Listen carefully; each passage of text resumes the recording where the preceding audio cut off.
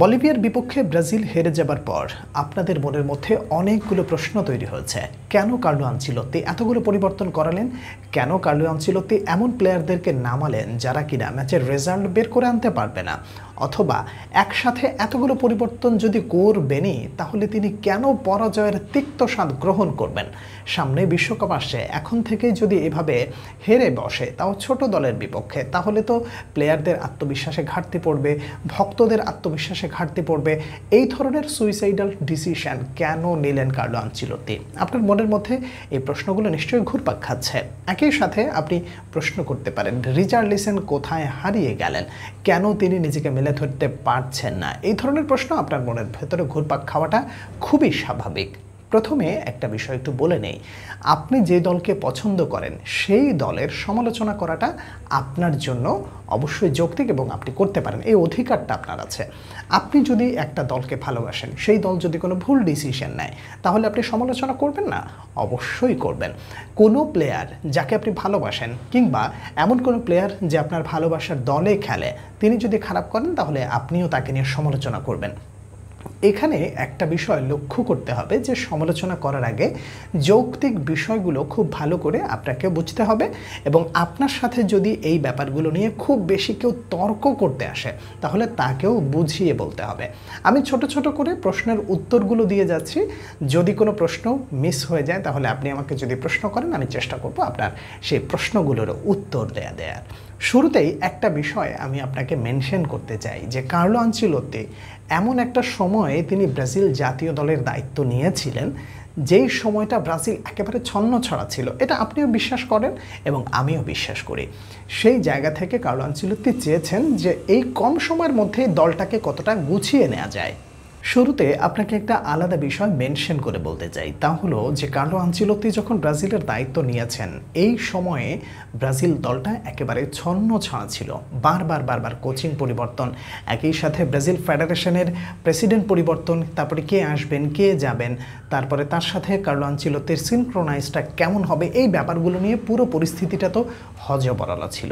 সেই জায়গা থেকে কার্লো আনচেলত্তি একদম একটা দুইটা ম্যাচের পরে, যখন বিশ্বকাপ নিশ্চিত হয়ে গেছে যে আমরা বিশ্বকাপে কোয়ালিফাই করেছি এবং আমরা এই দলটা নিয়ে সামনের দিকে এগোতে পারি, এমন একটা সময় কার্লো আনচেলত্তি যে ডিসিশনগুলো নিয়েছেন, সেটা হলো যে আমি যাদের সাথে বিগত দিনে কাজ করেছি তাদেরকে আপাতত একটু দূরে সরিয়ে রেখে আমি এমন কিছু প্লেয়ারদেরকে নিয়ে আসি যাদেরকে দিয়ে আমি জয়ের পাশাপাশি দলের এনভায়রনমেন্ট এবং একই সাথে ট্রেনিং গ্রাউন্ড, সেই সাথে আমি আসলে যেই ধরনের ফুটবল খেলাতে পছন্দ করি, আমার এই ট্যাকটিক্সের সাথে যারা যেন তারা সহজে মানিয়ে নিতে পারে, এই ধরনের প্লেয়ারদেরকে তিনি ডেকেছেন।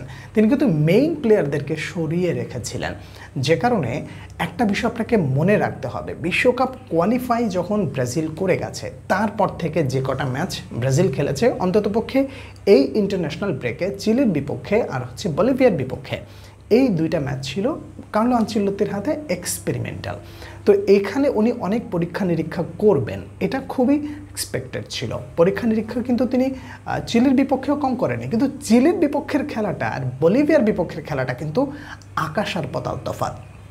শুধুমাত্র পারফরমেন্সের দিক থেকেই তফাৎ না, স্টেডিয়ামগত দিক দিয়ে, আবহাওয়াগত দিক দিয়ে, এবং সেই সাথে অক্সিজেন তারা পাচ্ছিলেন না, মানে অনেক কিছুর পরিবর্তন আছে।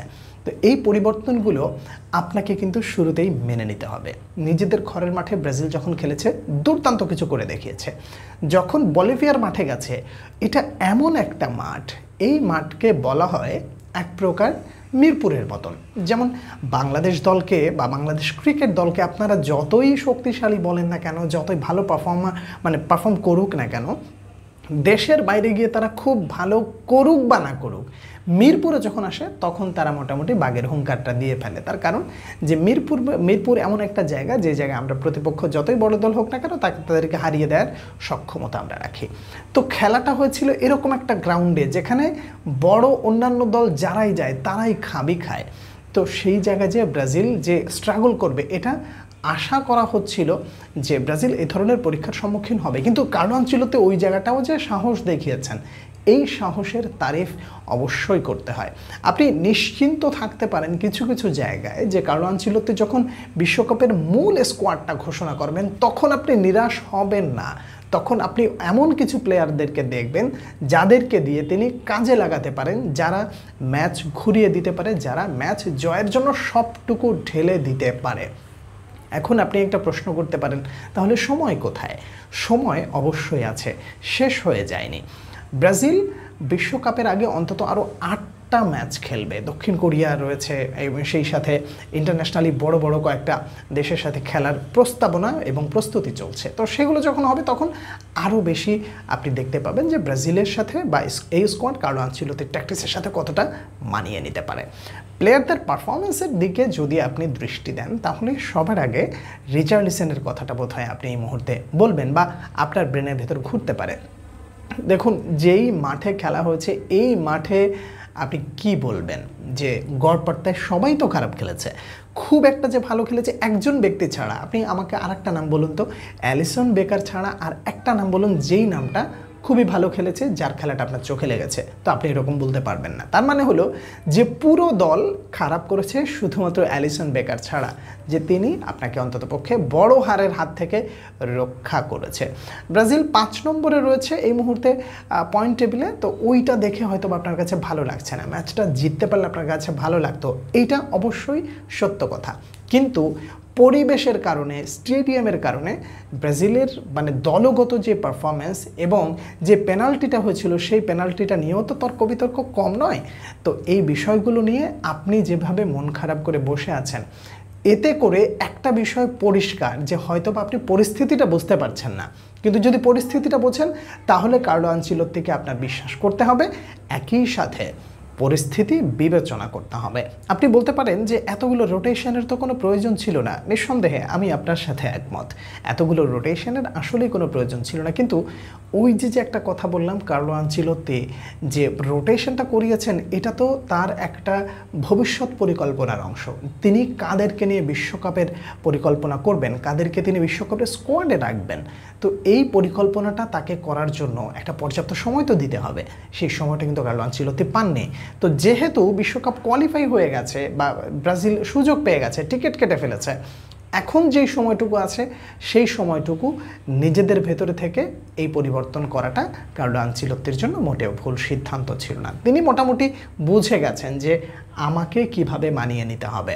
আগামী বিশ্বকাপে কার্লো আনচেলত্তি কিভাবে দল সাজাবেন সেটা নিয়ে তিনি আত্মবিশ্বাসী। উনি বলেছেন, দল যেভাবে পরিশ্রম করছে আমি তাদের উপরে বিশ্বাস হারাচ্ছি না। কার্লো আনচেলত্তি যেই দলটার উপরে বিশ্বাস করেন, একজন ভক্ত হিসেবে আপনারও বোধহয় তাদের উপরে, দলের উপরে, সিস্টেমের উপরে এবং ব্রাজিলের উপরে বিশ্বাস হারানোটা মোটেও ঠিক হবে না।